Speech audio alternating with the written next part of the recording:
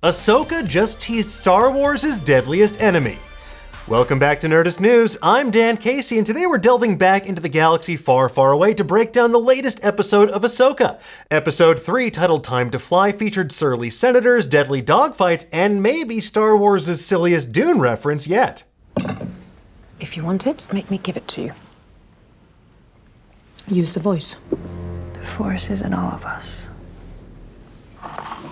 Almost. But all kidding aside, the biggest revelation this episode was a confirmation of the true purpose of the Eye of Sion. Morgan Elsbeth's massive hyperspace transport ring is still under construction, and it's poised to play a major role in this show. But could this gigantic gateway be opening the door to an even deadlier foe than Grand Admiral Thrawn? Well, we have a theory, and if we're right about this, it could be considered a spoiler. And we're going to break it all down for you in just a moment, but to do so and talk about this at length, we have to spoil the latest episode of Ahsoka. So if you haven't seen it yet and you're worried about that sort of thing, well, strap on your Eva suit and get out while you still can. Did you fix the ship yet? Okay, let's get into it, shall we? Episode 3 was much shorter than the first two episodes, but it gave us some very important information that could affect the rest of the series and the rest of the franchise as we know it. Anything interesting? We began with some more meditative moments, with Ahsoka training Sabine in the ways of the Force, including Zatoichi, a lightsaber combat style named for Japan's most famous fictional blind swordsman, Zatoichi. But our heroes ultimately find themselves in the Eye of the Storm, or more specifically, the Eye of Sion. You could say they grabbed a Cedos at the table because Denab is served, baby! I said... Anyway, where was I? All roads led to the Denab system on Ahsoka this week, as that mysterious location is where Morgan Elsbeth is building her gigantic hyperspace transport ring. And as we broke down in our recent video, the Eye of Sion is named for the Sith Lord Darth Sion. You may remember him from Knights of the Old Republic 2, the Sith Lords, and he just so happens to have one supremely terrifying eye. Now, this particular hyperspace transport ring is more powerful than any other in the history of the galaxy far, far away, at least as we know it. It seems to not only be capable of transporting massive ships, but able to transport them across massive distances as well. And that's to be expected considering it requires 7 Super Star Destroyer-sized hyperdrive engines to operate. That is so much power! As for what it could be transporting, the most popular theory that many of you mentioned in the comments is the Chimera. Now, for those who don't know, the Chimera was Grand Admiral Thrawn's Star Destroyer, which was firmly yeeted into deepest hyperspace by the Purrgil in the finale of Star Wars Rebels. Creating a gateway of this size suggests that it's built as a means to bring both Thrawn and his flagship back from beyond wherever the pathway to Peridea ends. And in case you don't remember, the pathway to Peridea was revealed by that elaborate star map that Ahsoka recovered, Sabine decoded, and Shin Hati stole in the first 2 episodes. It leads to another galaxy beyond the galaxy far, far away, and it's something that was apparently known of when Baylan Skoll was a wee youngling at the Jedi Temple. And that's an important detail that we'll come back to in just a moment. And you could say it's a whale of a tale, specifically because space whales are once again at the heart of everything. One of the episode's most jaw-dropping moments came during a high-speed chase in the skies above Cetos. Ahsoka and Sabine were trying to shake Shin Hati and Marok from their tail, who were pursuing them in their World War II-inspired starships. And speaking of old-school equipment, does Shin's headset kind of look familiar? This is where the fun begins. That is where the fun begins! Anyway, Ahsoka and Sabine managed to lose their pursuers by flying amid a pod of Purrgil. Purrgil are those giant kaiju-sized space whales that are capable of traveling through hyperspace. And while we previously caught a glimpse of these enormous creatures on The Mandalorian Season 3, this is the first time we get a sense of just how insanely big they are in the live-action series. More importantly though, Huyang revealed that the Purrgil played a crucial role in formalized travel between galaxies.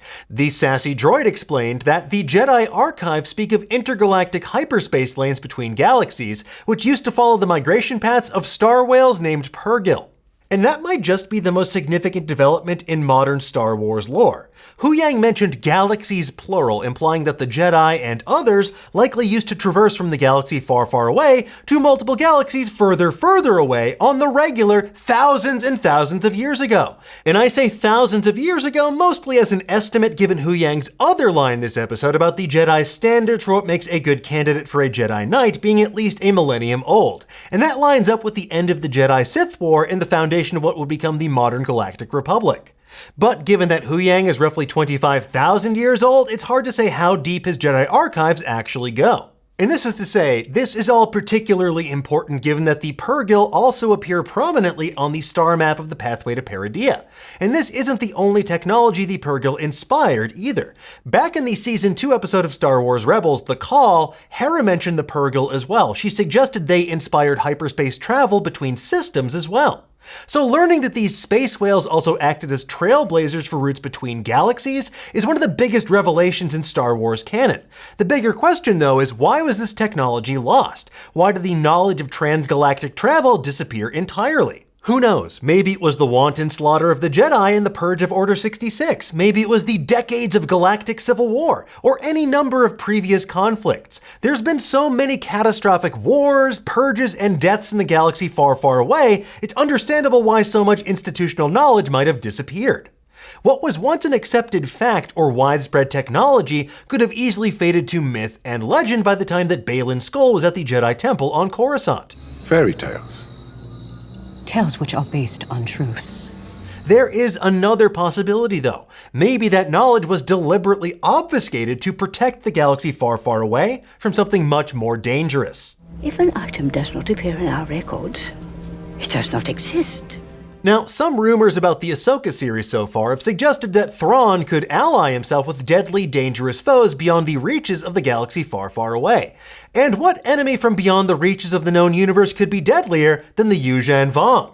Introduced in the new Jedi Order books in the old expanded universe, this empire of extragalactic warriors invaded the galaxy far, far away and almost destroyed the New Republic. They left trillions dead in their wake. In the old Star Wars legend stories, these ultra-violent aliens were extragalactic refugees. They were caught in a war between two droid civilizations in their home galaxy. And then in a very Dune-like move, they launched a galaxy-wide crusade to purge their universe of technology. But with their homeworld destroyed, they became a nomadic people in search of a new world to call home. They traveled to other galaxies aboard their sprawling world ships, and one of those galaxies just so happened to be the galaxy far, far away. Of course, the timing of Ahsoka doesn't exactly line up with when the Yuuzhan Vong War took place in the old EU timeline, but maybe it could be a good enemy to introduce now to wait in the wings for Rey to deal with in her upcoming movie. And I say that because Star Wars has brand new eras in its official timeline, and that movie takes place in the New Jedi Order era. New Jedi Order books, New Jedi Order era. It's all coming together. It's very dangerous putting them together. Considering that movie is set to take place some 15 years after the events of The Rise of Skywalker, this could be a fantastic way to build upon Ahsoka's revelations about multiple galaxies and give us villains that aren't just more Palpatine puppets. Now, before you take this with a Purrgil-sized grain of crate, Salt. remember that during the Untold Clone Wars panel at Star Wars Celebration in 2015, Dave Filoni and Lucasfilm creative executive Pablo Hidalgo revealed they had plans to include the Yuuzhan Vong in an episode of the Clone Wars. That story was going to involve the Yuuzhan Vong in a very minimal way, involving a scout ship trying to gauge the strength of the Republic and what the Jedi actually were. And with the New Republic now drowning in a sea of red tape and feckless bureaucrats like Senator Ziono gumming up the works, a scouting mission to accompany Thrawn could easily set up a greater threat down the line. And that sounds like an easy baton for Dave Filoni and company to pass along to Charmin Obaid-Chinoy and her Rey movie. But let's assume for just a moment that the Yuuzhan Vong might be a bridge too far to recanonize. Star Wars did recently bring back another group of deadly enemies, albeit in a much smaller way. On Andor, Luthen Rael gave Cassian Andor a blue kyber crystal that he called a Kuwati Signet, aka a Skystone. He also mentioned it was connected to an uprising against the Rakatan invaders. And this was a reference to the Rakatan Infinite Empire, an ancient galaxy-spanning empire of warlike aliens. They used their highly advanced technology to conquer much of the known universe thousands of years before the Skywalker saga. The Rakatan Infinite Empire was first introduced in the Knights of the Old Republic game and expanded upon in the Dawn of the Jedi Force Storm comics. They collapsed roughly 25,000 years prior to A New Hope, which is around the beginning of the emergence of the Jedi. But if you want to reach even deeper into Star Wars Legends lore, it's also worth noting that one of the civilizations the Rakatan Empire conquered was the Qua. They were an ancient race of aliens on Dathomir that developed technology called Infinity Gates. They basically let you do instantaneous travel across the galaxy. And that connection to Dathomir feels particularly compelling given what we now know about Morgan Elsbeth, that she is a descendant of the Night Sisters, Dathomir's resident witches. Perhaps the Rakatans could be retconned to be an extragalactic empire that journeyed to the galaxy far, far away from beyond the pathway to Peridea. Or maybe they were that ancient people from a distant galaxy who built the ritual site on Cetos, where Morgan activated the star map in Episode 2. Regardless, the implications of ancient civilizations and Jedi traveling back and forth between galaxies by utilizing Purgle migration lanes are profound. If a deadly threat is in fact lurking out there somewhere, maybe the technology to get there was lost for a good reason. And with just 5 episodes of Ahsoka remaining, we're keeping our fingers crossed for more answers sooner rather than later. Anyway, folks, there you have it. That's our working theory about the deeper meaning of traveling between multiple galaxies in the Star Wars universe. We're going to keep our eyes peeled for more clues in the episodes ahead, but in the meantime, we have plenty of other deep dives for you over on Nerdist. For now, though, tell us, what do you think? Do you think there's a deadly threat looming out there? What do you make of Huyang's revelation? Took my battery back up a while to cycle, I suppose. What did I miss? Let us know in the comments below, and for the latest and greatest in the world of pop culture, make sure you stay tuned to Nerdist.com.